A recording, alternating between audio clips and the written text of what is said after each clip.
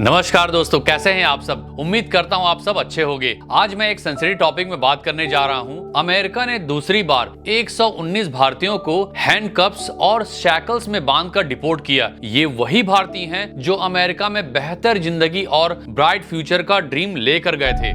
लेकिन सवाल ये उठता है कि इस तरह उनका बेड़ियों में बांधकर भेजना, क्या यह सिर्फ सिक्योरिटी का मामला है या फिर भारत और भारतीयों का इंसल्ट? क्या ट्रम्प गवर्नमेंट अपने प्रोमिसेस पूरे कर रही है या ये भारतीयों के साथ भेदभाव है? आज हम सच्चाई जानेंगे कि क्या अमेरिका का यह कदम सही है या गलत। तो बने रहिए हमारे साथ, क्योंकि यह सिर्फ एक न्यूज नहीं बल्कि सैकड़ों लोगों की लाइफ का सवाल है। शनिवार की शाम C-17 बोइंग मिलिट्री एयरक्राफ्ट से 119 इल्लीगल इमिग्रेंट्स को अमृतसर लाया गया।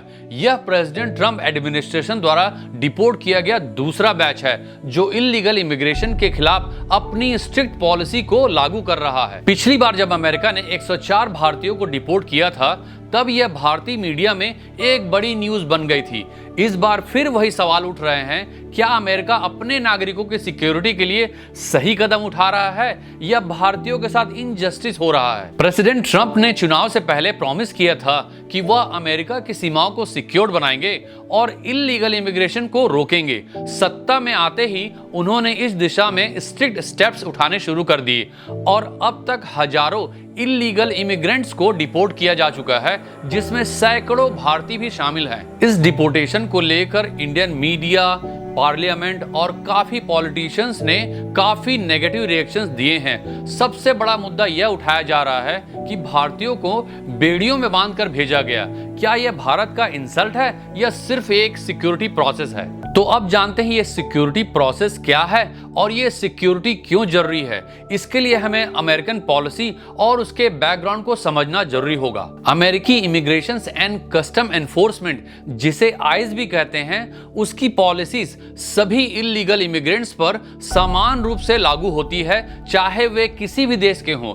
यह पॉलिसी प्रेसिडेंट ट्रंप के कार्यकाल से पहले से अस्तित्व में है और इसका उद्देश्य सिक्योरिटी इंश्योर करना है, न कि किसी राष्ट्र के नागरिकों के साथ भेदभाव करना। 1996 में अमेरिकी कांग्रेस ने illegal immigration reform and immigration responsibility act पारित किया, जिसने इल्लीगल इमिग्रेशन के डिपोर्टेशन की प्रोसेस को सख्त किया।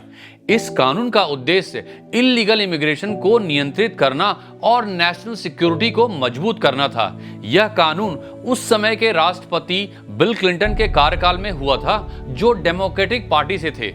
2001 में 9/11 टेररिस्ट अटैक के बाद अमेरिका ने अपनी सिक्योरिटी पॉलिसीज में महत्वपूर्ण बदलाव किए। As a result department of homeland security का गठन हुआ और आइस को 2003 में स्थापित किया गया ताकि इमिग्रेशन लॉज का सख्ती से पालन हो सके।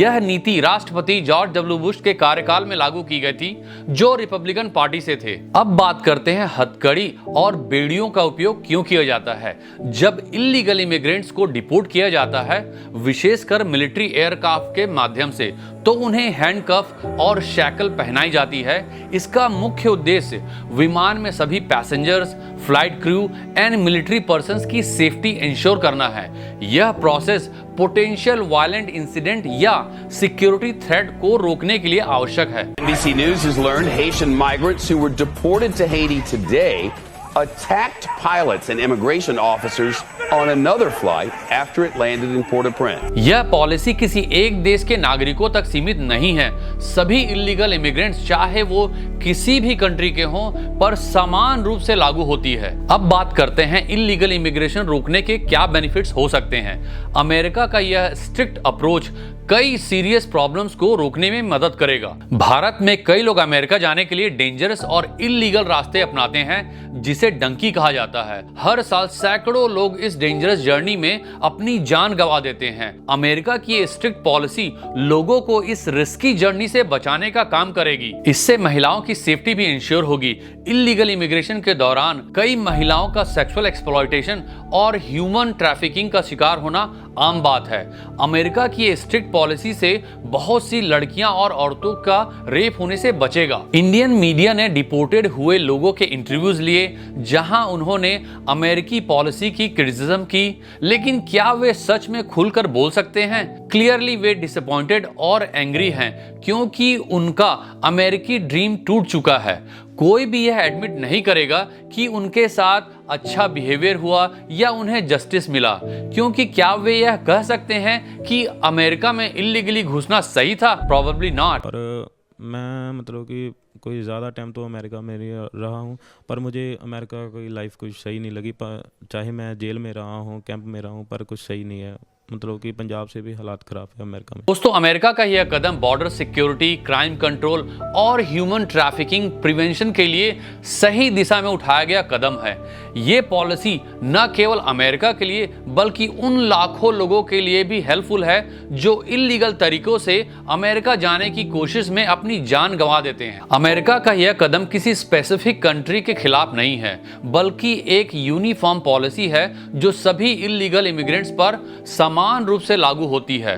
अमेरिका की ये पॉलिसी उन लोगों की जिंदगी बचाने का प्रयास भी है जो डेंजरस रूट्स और ह्यूमन ट्रैफिकिंग के चुंगल में फंसकर अपना सब कुछ खो देते हैं। वैसे देखा जाए तो अमेरिका के अलावा दुनिया में बहुत सारी ऐसी कंट्रीज है जहां इस प्रकार की इमिग्रेशन लॉज सिमिलर हैं। तो दोस्तों, जब कभी अमेरिका मास डिपोर्टेशन करता है तो सेफ्टी के नाम पर इल्लीगल इमिग्रेंट्स या मर्दों को बेड़ियों से बांधकर लाना क्या ठीक है, या उन सभी को महिलाओं और बच्चों जैसे बिना हथकड़ी के प्लेन में लाना चाहिए? याद रहे कि ये सारे लोग फोर्सफुली उस प्लेन में बैठाए जाते हैं और 30,000 फीट की ऊंचाई में कुछ भी हो सकता है। अपनी राय कमेंट्स में बताइएगा। मिलते हैं किसी दूसरे इंटरेस्टिंग टॉपिक में। बहुत बहुत धन्यवाद।